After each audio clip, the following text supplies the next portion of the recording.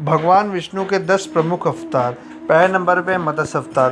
पुराणों के अनुसार भगवान विष्णु ने सृष्टि को प्रलय से बचाने के लिए मत्स्य अवतार लिया था।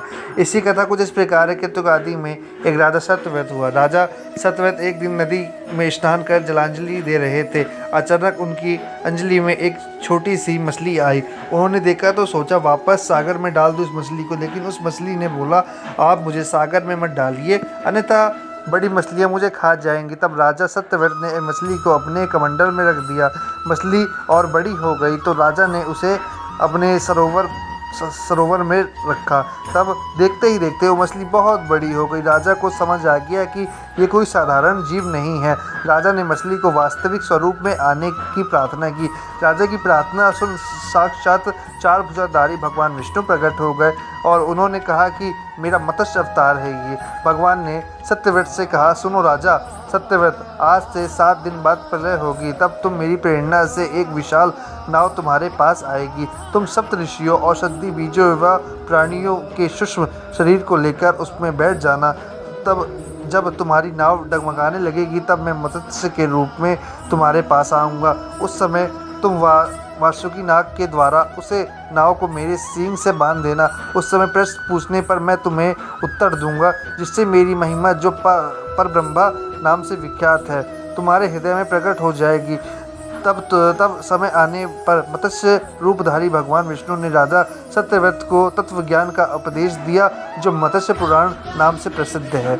और दूसरा अवतार है कुर्म अवतार। धर्म ग्रंथों के अनुसार भगवान विष्णु ने कुर्म कछुए का अवतार लेकर समुद्र मंथन में सहायता की थी। भगवान विष्णु के कुर्म अवतार को कश्यप अवतार भी कहते हैं। इसी कथा कुछ इस प्रकार है। एक बार महर्षि दुर्वासा ने देवताओं के राजा इंद्र को श्राप देकर श्रीहीन कर दिया था। इंद्र जब भगवान विष्णु के पास गए तो उन्होंने समुद्र मंथन करने के लिए कहा। तब इंद्र भगवान विष्णु के कहे अनुसार दैत्यों व देवताओं के साथ मिलकर समुद्र मंथन करने के लिए तैयार हो गए।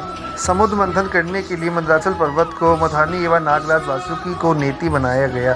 देवताओं और दैत्यों ने अपना मतभेद बुलाकर मंदराचल को उखाड़ कर और उसे समुद्र की ओर ले चले, लेकिन वह उसे अधिक दूर तक नहीं ले जा सके। तब भगवान विष्णु ने मंदराचल को समुद्र तट पर रख दिया। देवताओं और दैत्यों ने मंदराचल को समुद्र में डालकर नागराज वासुकी को नेति बनाया, किंतु मंदराचल के नीचे कोई आधार नहीं होने के कारण वह समुद्र में डूबने लगा। ये देखकर भगवान विष्णु ने विशाल कुर्म कछुए का रूप धारण कर समुद्र में मंदराचल के आधार बन गए। भगवान कुर्म की विशाल पीठ पर मंदराचल तेजी से घूमने लगा और इसी प्रकार समुद्र मंथन संपन्न हुआ।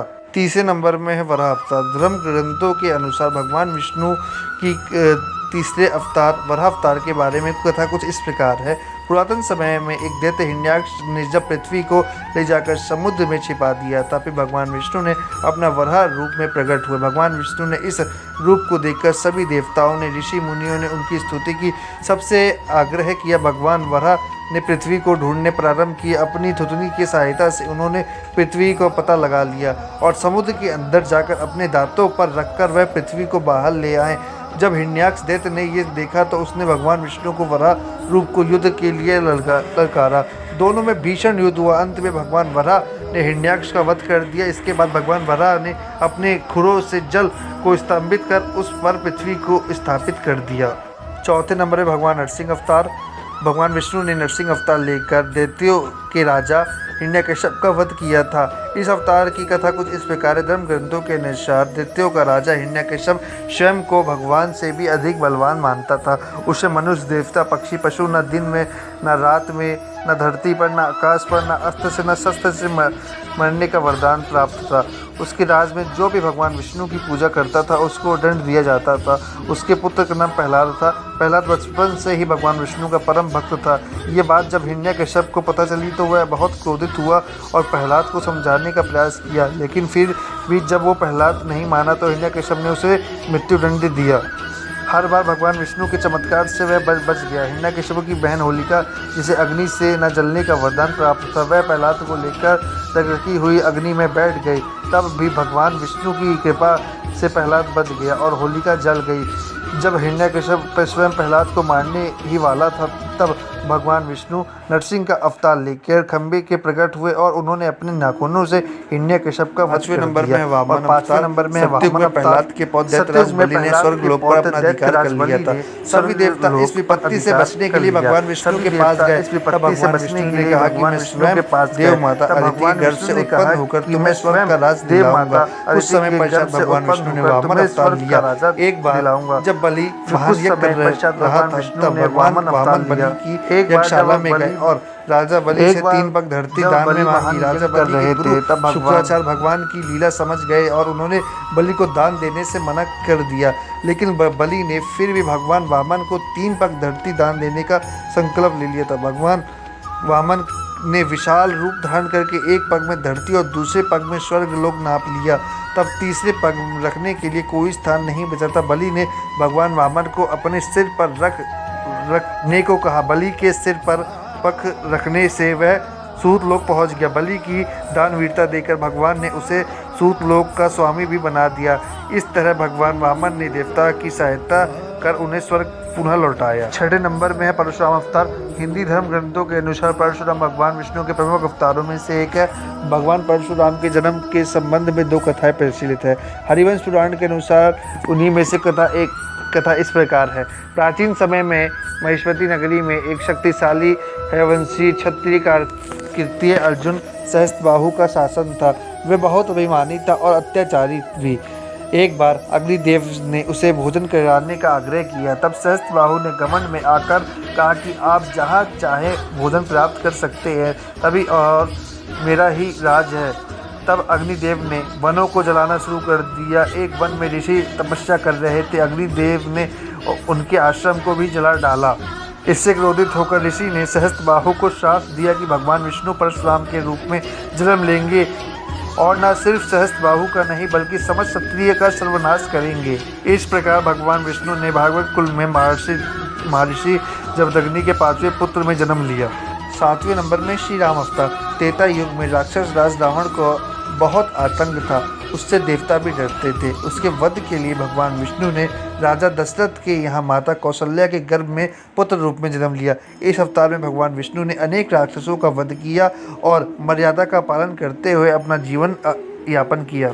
पिता के कहने पर वनवास गए। वनवास भोगते समय राक्षस राज रावण उनकी पत्नी सीता को हरण कर ले गया। सीता की खोज में भगवान लंका पहुँचे। वहाँ भगवान श्री राम और रावण का घोर युद्ध जिसमें रावण मारा गया। इस प्रकार भगवान विष्णु ने राम अवतार लेकर देवताओं को भय मुक्त किया। 8वें नंबर में है श्री कृष्ण अवतार। द्वापर युग में भगवान विष्णु ने श्री कृष्ण अवतार लेकर अधर्मियों का नाश किया। भगवान श्री कृष्ण का जन्म कारागार में हुआ था। उनके पिता का नाम वसुदेव और माता का नाम देवकी था। भगवान श्री कृष्ण ने इस अवतार में अनेक चमत्कार किए और दुष्टों का सर्वनाश किया। कंस का वध भी भगवान श्री कृष्ण ने किया। महाभारत के युद्ध में अर्जुन के सारथी बने और दुनिया को गीता का ज्ञान दिया। धर्मराज युधिष्ठिर को राजा बनाकर धर्म की स्थापना की। भगवान विष्णु का ये अवतार सभी अवतारों में सबसे सर्वश्रेष्ठ माना जाता है। 9वें नंबर में बुद्ध अवतार। धर्म ग्रंथों के अनुसार बुद्ध धर्म के प्रवर्तक गौतम बुद्ध भी भगवान विष्णु के ही अवतार थे, परंतु पुराणों में वर्णित भगवान बुद्ध देव का जन्म गया के समीप निकट में हुआ बताया गया है और उनके पिता का नाम अजन बताया है और यह प्रसंग पुराण वर्णित बुद्ध अवतार का ही है। एक समय दैत्यों की शक्ति बहुत बढ़ गई थी। देवता भी उनके भय से भागने लगे। राजा की कामना से दैत्यों ने देवराज इंद्र से पूछा कि हमारा साम्राज्य स्थिर रहे, इसका उपाय क्या है।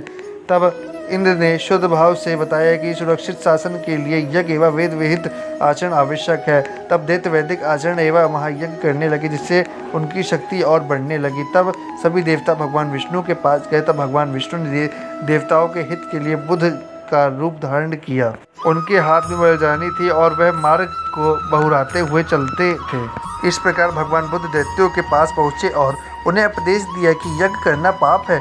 यज्ञ से जीव हिंसा होती है। यज्ञ की अग्नि से कितनी प्राणी भस्म हो जाते हैं। भगवान बुद्ध के उपदेश से दैत्य प्रभावित हुए।